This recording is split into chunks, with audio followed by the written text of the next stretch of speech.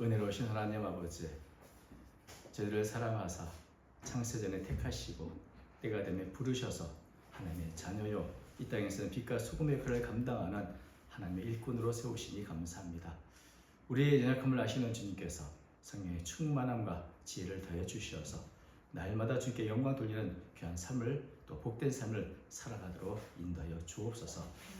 하나님 아버지, 오늘도 귀한 찬양을 통해 영광을 돌려옵는 새로운 창년들을 기억해 주시고 주님을 향한 사랑과 이웃을 향한 사랑으로 더 아름답게 더 귀하게 쓰임받게 주옵소서. 때마다 일마다 모든 일에 주님 간섭하시고 진히 인도하여 주옵소서. 오늘도 하나님의 말씀을 듣는 시간이 오니 주여 신이 부족한 종을 긍휼히 여기사 사용하여 주시고 하나님의 말씀이 바르게 전달될 수 있도록 은혜 위에 은혜를 더해 주옵소서.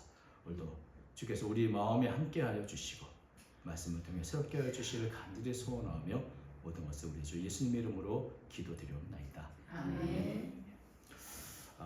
웅덩이를 건너는 가장 멋진 방법이라고 하는 어린이 유아용 그림책이 있습니다. 혹시 보셨나요? 비가 그치고 이제 상쾌한 들판을 어린 소녀가 산책을 합니다. 근데 그 앞에 큰 물웅덩이를 만나게 되죠. 그럼 물웅덩이를 어떻게 하면 좋을까? 어떻게 건널까? 여러분이 만약에 이렇게 기분 좋게 나왔는데 물웅덩이가 딱 놓여있다면 어떻게 그 웅덩이를 건너겠습니까? 돌아가요. 돌아가는 방법이 있죠. 또 이 웅덩이 마르기를 기다릴까? 아니면 누군가의 도움을 청할까? 아니면 엘리야처럼 하늘에 불이 내리게 할까? 모래를 가지고 내 이걸 다 말려버릴까? 여러 가지 방법들이 있을 겁니다. 이 어린 소녀는 이 웅덩이를 보면서 이 웅덩이를 건널 수 있는 9가지 방법을 금세 생각해냈습니다. 그 중에 몇 가지만 소개를 하면 첫 번째는 여러분이 말한 것처럼 눈과 귀를 다 막고 웅덩이가 없다고 생각하고 웅덩이가 보이지 않는 곳을 멀리 피해 돌아간다. 피해가는 거죠. 두 번째는 캥거루처럼 점프해서 건넌다. 세 번째는 징검다리를 놓아서 건넌다. 네 번째는 커다란 개의 등을 타고 건넌다. 다섯 번째, 고개에서처럼 밧줄을 공중에 달고 그 위를 고개처럼 이렇게 아슬아슬하게 건넌다. 뭐 여러 가지 9가지를 이렇게 쭉 더 있습니다. 자전거 타고 건너간다. 뭐 이렇게 쭉 있는데 그네 타고 건너간다. 뭐 이렇게 다 있지만 근데 이 소녀가 여러 가지 방법을 생각하고 그 방법대로 건너려고 하다가 그건 미끄러져서 웅덩이에 빠져버리고 말았어요. 웅덩이에 빠져보니까 이미 어떤 친구는 웅덩이에 빠져가지고 물놀이 하고 있더라고요. 그래서 이 소녀도 같이 웅덩이에서 첨벙첨벙 물장난을 치면서 웅덩이를 이렇게 지나갔습니다. 뭐 이제 집에 가면 깨끗하게 목욕을 해야 할 일이 생기긴 했지만 웅덩이가 그렇게 소녀가 생각한 것처럼 처음에 생각했던 것처럼 그렇게 무서운 존재는 아니었다. 이런 얘기죠. 그래서 웅덩이를 건너는 가장 멋진 방법, 여러분 우리 인생에도 이렇게 수많은 웅덩이를 만납니다. 그래서 어른들도 좀 읽어봐야 되지 않나 하는 생각을 하게 됩니다. 우리 인생길이 어디 기분 좋은 산책길, 꽃길만 있겠습니까? 웅덩이가 가로막혀 있는 데가 한두 번이 아니죠. 인생에는 언제나 좋은 날과 나쁜 날로 가득합니다. 오늘 전도서 7장 14절에 이렇게 말하죠. 형통한 날에는 기뻐하고 곤고한 날에는 되돌아보아라. 이 두 가지를 하나님이 병행하게 하사 사람이 그의 장래를 능히 헤아려 알지 못하게 하셨니라. 이 전도서는 헛되고 허무하게만 보이는 이 인생을 그 안에서 어떤 것이 가치 있고 어떤 삶이 아름다운가 그 방법을 알려주는 책입니다.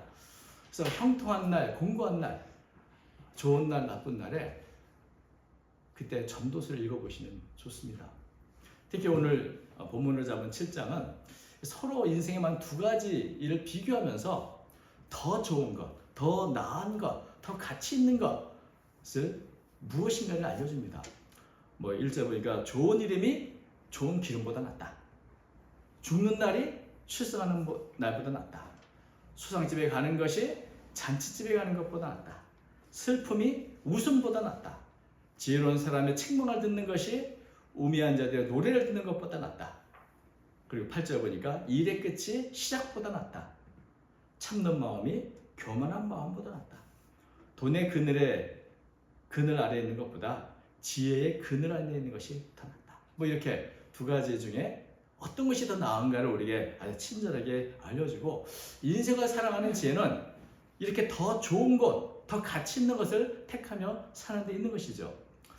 그래서 지혜로운 사람과 어리석은 사람이 이 둘 중에 하나를 선택하는데 누가 더 선택을 잘할까요? 죽음과 탄생. 어리석은 사람은 태어난 날이 좋은 거야 라고 말할지 모르지만, 지혜로운 사람은 죽는 날이 치솟는 거다 이렇게 말하는 것이고, 초상집과 잔치집, 여러분 어디를 가겠습니까? 잔치집 가겠죠.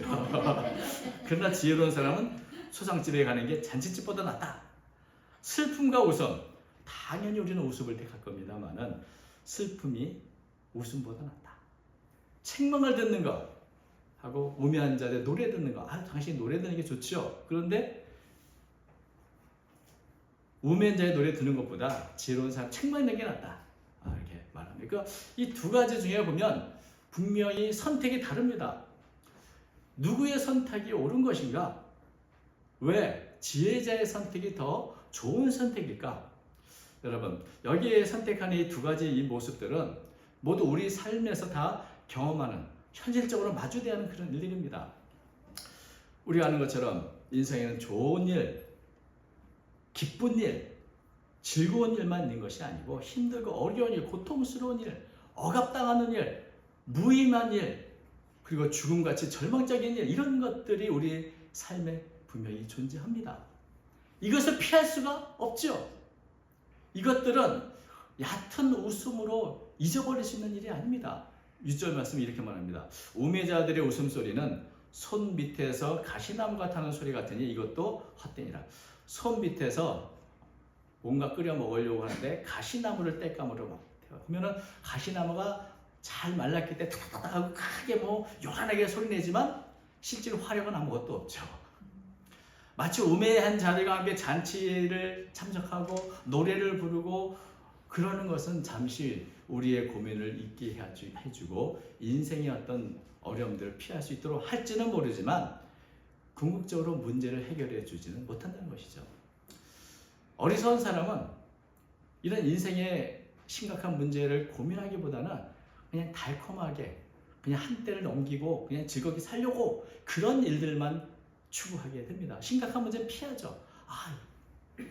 그런 걸 이제 생각해요. 그래서 마치 어린아이가 웅덩이가 앞에 있는데 두 눈과 두 귀를 감고 없는 거야, 웅덩이는 없어 하고 멀리 피해가는 모습처럼 우리도 어리석은 사람들이 이렇게 피하고자만 하는,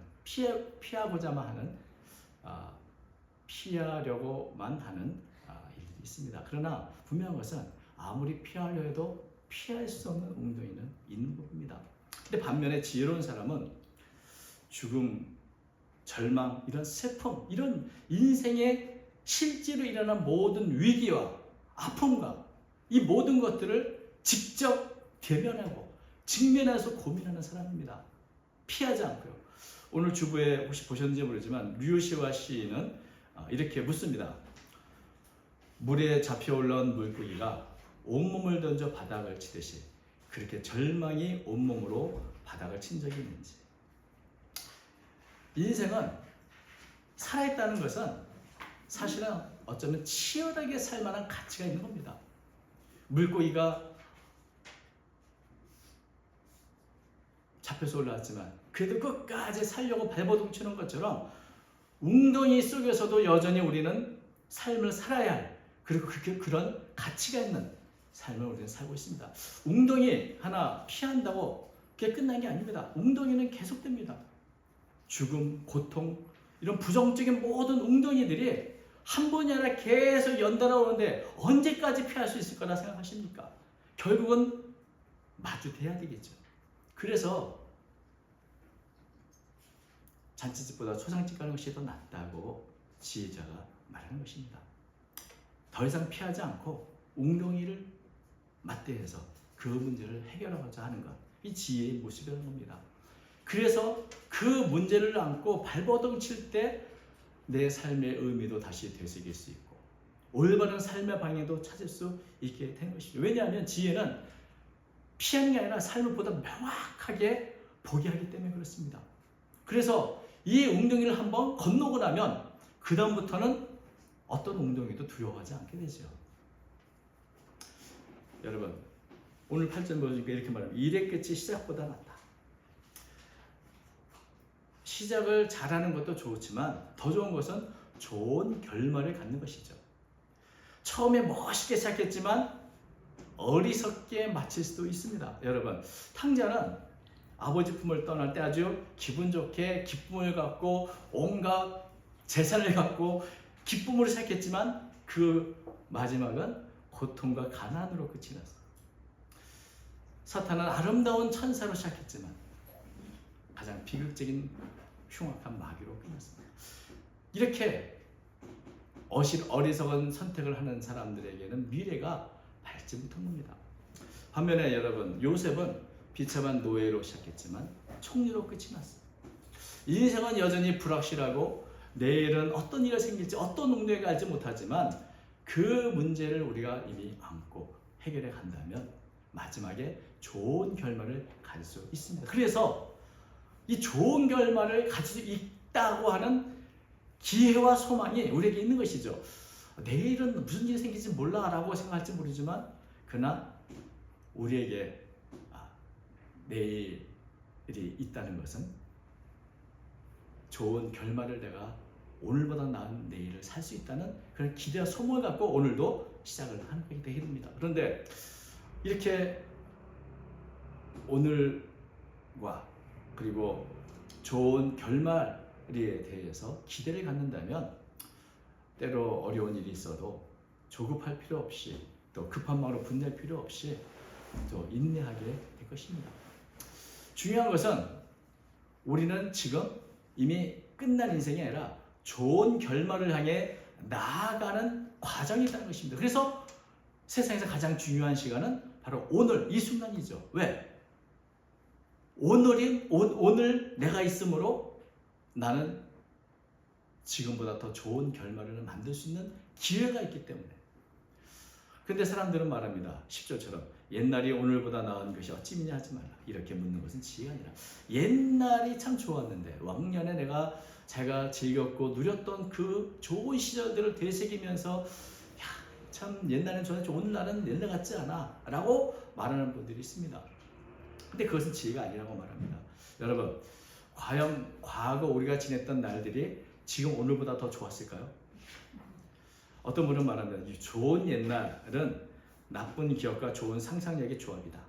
다시 말하면 사람들은 과거를 생각할 때 좋은 것들만 분리해서 기억을 해내요. 그래서 옛날이 참 좋아서 나쁜 것은 다 잊어버리고 좋았던 기억만 나니까 옛날이 참 좋았는데 그땐 참 젊어서 좋았는데 그때는 참 기쁘고 좋았는데 뭐 이런 것을 생각하는 것을 보게 됩니다.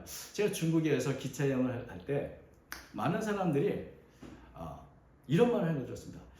그 문화 대혁명 시절 참 좋았는데.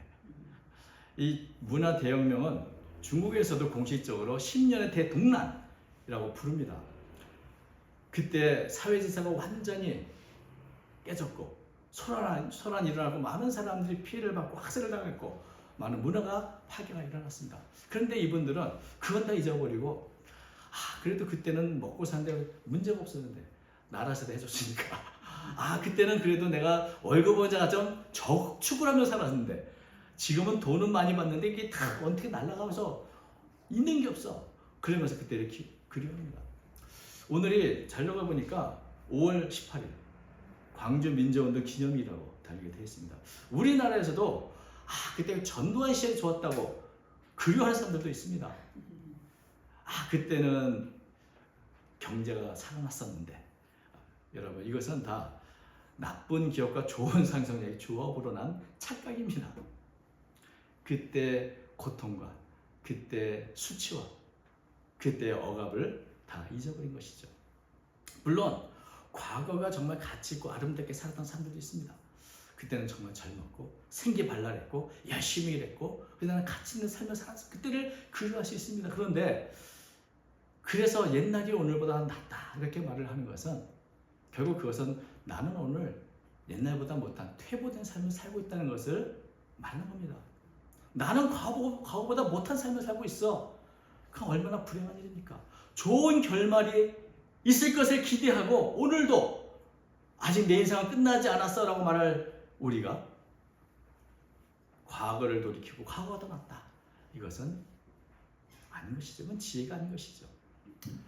시작보다 끝이 더 중요하기 때문에 우리는 아직 내 인생은 끝나지 않았고 나에게 더 좋은 시간 남아있고 난 더 내 인생을 아름답게 귀하게 끝을 내게 좋아하는 의욕을 갖고 살아야 합니다. 그래서 오늘이 가장 중요한 겁니다. 왜냐하면 오늘 내 인생을 나는 선택할 수 있기 때문에 바꿀 수 있기 때문에 그 기회가 바로 오늘이기 때문에 그렇습니다. 과거는 아무리 좋아도 지나갔고 정지됐고 멈춰버렸습니다. 그것은 결코 바꿀 수 없습니다. 그러나 오늘 현재는 움직이는 시간이고 생생하게 내가 활동하면서 나의 선택할 수 있는 그런 기회인 그 시간이죠. 그래서 세상에서 가장 귀한 시간은 바로 오늘 이 시간인 것이죠. 오늘 우리는 무엇든 할 수 있고 무엇이든 선택할 수 있고 무엇이든 바꿀 수 있는 기회가 있습니다. 오늘 우리가 어떻게 결정하고 선택하는가에 따라 우리의 마지막은 달라질 것이다. 우리는 아직 기회가 있기 때문에 우리는 지혜로운 선택 우리는 해야 하는 것이죠. 근데 문제가 있습니다. 우리가 참 지혜로운 선택을 하면 인생이 달라지는 것을 알고 있죠. 지혜는 삶을 더 명확하게 볼 수 있고 더 나은 선택을 하게 하지만 우리 사람은 연약해서 때로는 알고도 못합니다. 이렇게 사는 게 옳은데 이렇게 사는 게 좋은 건데 더 나은 걸 알면서도 하지 못한 게 우리의 연약함입니다. 또 우리의 지혜는 정말 좋은 게 어떤 건지 제대로 알지도 못하죠. 그래서 인간의 이런 연약함, 지혜와 능력의 부족 때문에 결국 우리는 하나님을 생각하게 됩니다. 이 신앙의 문제가 나오는 것이죠. 결국 우리는 고백합니다. 나는 하나님이 아니야. 그래서 내가 지혜로 선택하는 게 옳은지도 사실 알 수가 없고 내가 이것이 옳은 줄 알면서도 감당할 수 있는 힘도 없고 그래서 결국 결론이 하나님을 우리는 의지할 수밖에 없구나 하는 생각을 하게 됩니다. 13절은 말합니다. 하나님께서 행하신 일을 보라. 하나님께서 굳게 하신 것을 누가 능히 굳게 하겠느냐. 하나님이 하신 일을 우리가 바꿀 수가 없습니다. 인간은 하나님이 아니기 때문에 하나님이 굳게 하신 것을 능히 곧게 펼 능력이 우리에게는 없습니다. 그러면 어떻게 됩니까? 하나님이 구부러뜨린 것이 있다면 우리는 결국 그 굽은 길을 가는 것이 맞는 거죠. 하나님께서 이것을 구부리게 만드셨고 그렇게 구부린 채 있기를 원하신다면 우리는 그것을 곧게 펼 수 없고 우리는 그 굽은 길을 순종하며 갈 수밖에 없는 것입니다. 욥이 그랬습니다. 왜 내가 고난을 당한지 알지도 못하면서도 수많은 고난의 웅덩이가 그 옆에 닥쳤습니다. 여기서 하나님이 잘못됐다고 불평하고 원망하기보다 욥은 다 이해할 수는 없지만 그것을 받아들이고 묵묵히 그 길을 순종하며 걸어가는 겁니다. 그때 우리는 욥의 결말이 어땠는가? 욥에게 아름다운 결말을 주신 것을 우리는 보게 됩니다. 우리가 바꿀 수 있는 것은 바꾸지만 바꿀 수 없는 것은 내가 인정하고 순종할 때 하나님께서 우리의 마지막도 아름답게 마무리 짓게 하실 것을 우리는 믿는 것입니다. 왜? 하나님은 선하신 분이고 모든 것은 하나님의 선하신 뜻 안에서 행하시는 거기 때문에 나는 모르겠지만 내 지혜로는 깨달을 수 없지만 여기는 하나님의 뜻이 있다. 선하신 하나님의 뜻이 있다면 나는 거기에 맞추어 살아야 한다. 이것이 어떤 면에서는 인간이 가진 진정한 겸손한 지혜인 것입니다. 하나님의 행하신 일을 우리가 다 헤아려도 아무리 헤아려도 알 수 없는 일들이 많이 있습니다. 14절은 그렇게 말합니다. 형통한 날에는 기뻐하고 공고한 날에는 되돌아보아라. 이 두 가지를 하나님이 병행하게 하사 사람이 그의 장래일을 능히 헤아려 알지 못하게 하셨느니라. 여기 병행한다는 말은 나만 지금 이 비참한 웅덩이가 앞에 있는 게 아니고 모든 사람 앞에 다 형통한 날과 공고한 날 다 있는 거죠. 병행해서 다 있습니다. 굉장히 공평하게. 이런 날들이 가득한데 저는 이 개혁 성경보다 여러 번역 성경을 보다가 이 카톨릭 성경은 이렇게 번역을 했더라고요. 이 14절을 행복한 날에는 행복하게 지내라. 불행한 날에는 이 또한 행복한 날처럼 하나님께서 만드셨음을 생각하여라. 다음에 무슨 일이 날지 인간은 알지 못한다.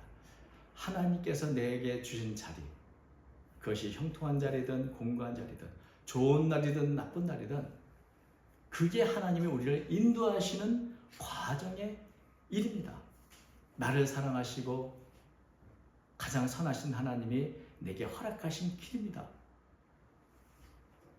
우리는 다 알 수 없지만 우리의 죄는 모자라서 깨닫지 못하지만 이런 형통한 삶, 또 불행한 삶, 나쁜 삶, 좋은 삶, 이 모든 걸 결국 나에게 합력해 유익을 줄 뿐만 아니라 하나님은 우리를 어떻게 인도하시는 방법이 형통으로 인도하는 게 아니라 형통과 공고를 함께 병행하게 하시므로 때로는 우리에게 기쁨을 주시고 때로는 우리가 우리 자신을 되돌아볼 수 있게 하셔서 우리를 하여금 더 성숙하게 아름답게 가치 있게 인도해 주시는 것입니다. 이 모든 것이 하나님의 섭리 아래 있고 하나님의 선하신 통치 아래 있음을 믿고 때로는 행복하면 우리는 행복하게 지낼 수 있습니다. 그것을 누리고 찬양하며 지내지만 불행한 날이면 이것 또한 하나님이 주신 것이다. 하나님이 행복한 날을 주신 것이 이것도 주신 것이니 이것도 하나님의 뜻이 있는 것이니 나는 그 가운데 내 자신을 돌아보고 하나님의 뜻을 생각하며 건너가겠다. 내일은 또 내일 하나님 무슨 일을 행하실지 나는 알지 못하죠. 하나님께 맡기고 이렇게 하루하루 살아가는 것이 인생의 운동을 건너는 가장 멋진 방법인 것입니다. 하나님을 믿고 하나님을 방법으로 한다고 웅덩이 앞에서 하늘에 불을 내려서 이 웅덩이 다 태워주십시오, 다 마르게 해주십시오, 이것은 신앙적인 방법인 것 같아도 사실은 그렇지 못한 것이죠. 하나님을 우리가 정말 믿고 의지한다면 내게 주신 웅덩이, 내게 주신 잔, 주님께서 주신 잔 내가 마시지 않겠느냐, 예수님 말씀한 것처럼 형통한 날이든 또 공고한 날이든 하나님을 바라보고 의지하며 건널 수 있습니다. 건너보면 사실 그 웅덩이가 그렇게 대단한 웅덩이는 아니었습니다. 어떤 사람은 형통한 날에 실패합니다. 형통한 날에 하나님보다 내가 얼마나 참 위대했는가, 내가 얼마나 지혜롭겠는가 착각하며 자만하죠. 어떤 사람은 곤고한 날에 실패합니다. 곤고한 날에 낙심하고 절망하고 때로는 그래서 자신의 인생을 포기하고 하나님을 원망하고 그렇게 살아가는 이들이 있습니다. 여러분, 형통한 날이든 곤고한 날은 그것은 형통한 날은 그저 기쁘기만 한 날이 아니고 곤고한 날은 단지 힘들고 어려운 날인 것이 아닙니다. 하나님께서 우리의 삶에 형통한 날과 곤고한 날을 병행해 하신 것은 아주 단순한 이유 때문에 그렇습니다. 우리가 모든 것을 알고 내가 내 삶을 관리하고 통치해서 내 멋대로 살 수 있다는 자만을 꺾기 위해서, 교만을 꺾기 위해서, 죄로 가득한 이 세상에서 어떻게 가장 아름답고 가치 있게 살 수 있는가, 형통한 날을 통해 기쁨과 회복을 주시고 공고한 날을 통해서 우리를 하나님을 바라보게 하셔서 겸손하게 인생에서 만난 모든 웅덩이를 가장 멋지게 건너게 하시려고 하는 하나님의 방법인 것입니다. 요셉은 노예로 팔려간 상황에서 억울한 누명으로 감옥에 갇혀 지내는 공고한 날에도 하나님과 동행하며 형통한 삶을 살았습니다. 요나는 물고기 뱃속에서 공고한 날에 하나님을 생각했습니다. 요나서 2장 7절 내 영혼이 내 속에서 피곤할 때에 내가 여호와를 생각하였었더니 내 기도가 죽기 이르렀사오며 주의 성전에 미쳤나이다. 공고한 날에 생각하고 공고한 날에 되돌아보면서 요나는 어떻게 됐습니까? 아름다운 마지막 결말을 우리는 알고 있습니다. 니느웨 성의 가장 위대한, 아니 어쩌면 세상에서 가장 위대한 전도자 요나를 우리는 보게 되죠. 여러분, 지금 오늘은 여러분에게 형통한 날입니까? 아니면 공고한 날입니까? 좋은 날입니까? 나쁜 날입니까? 우리 앞에 큰 웅덩이가 있다면 여러분, 그것을 건널 방법은 많습니다. 결국 두려워하지 마십시오. 무엇보다 그 웅덩이 안에도 하나님의 뜻이 있고 섭리가 담겨 있습니다. 웅덩이를 바라보며 두려워하기보다 하나님을 바라보며 하나님께서 주신 지혜로 은혜와 능력으로 그 웅덩이를 가장 멋지게 건너가는 저와 여러분 되시길 바랍니다. 하나님께서 주신 이 오늘이라고는 귀한 이 생명의 시간, 이 시간을 우리는 더 아름답게, 귀하게, 가치 있게, 즐겁게, 행복하게 살아갈 수 있도록 날마다 좋은 선택을 하며 하나님을 바라보는 그런 멋진 삶을 살아가는 저와 여러분 되시기를 주의 이름으로 축원드립니다. 기도하겠습니다. 하나님 아버지, 5월 가정의 날 참 아름답고 화창한 날이고 우리 인생의 밝은 날이지만 이날에 큰 비극이 일어났었습니다. 우리의 민족이 잊혀지지 않는 비극이 일어난 이날을 우리가 기억하며 이것을 주의 은혜로 잘 건너게 하신 것을 감사합니다. 오늘도 피해를 당하고 고난을 당하는 이들을 기억하여 주시고 인생의 어려움을 당할 때마다 그 안에 담겨있는 하나님의 기쁘신 뜻 다 우리가 깨달을 수 없지만 그것을 되새기며 그 교훈을 받으며 오늘도 우리에게 맡겨진 어려움들을 잘 극복해 나가도록 인도하여 주옵소서.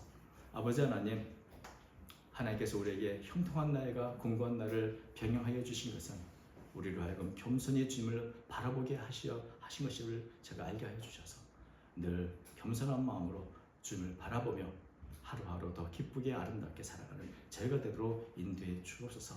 좋은 선택을 할 수 있는 지혜를 우리 모두에게 주옵소서.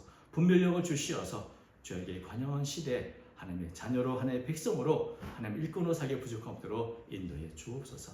또 모든 성도도 함께해 주시고 은혜 내려 주실 줄 믿사오며 예수님 이름으로 간절히 기도드리옵나이다. 아멘.